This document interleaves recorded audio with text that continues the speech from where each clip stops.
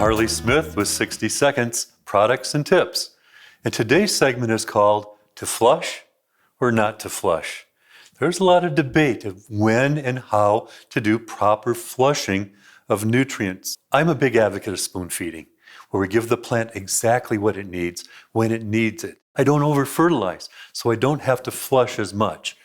But sometimes when you have a growing medium and you've been watering and fertilizing over time, the growing medium starts to get saltier and saltier. So if you're going to flush your growing medium, one of the best products to use is raw yucca. It actually breaks the polarity of water molecules. So when you add it to your water and flush the growing medium, the water disperses through the entire root medium. That's all the time we have for today. I'm Harley Smith.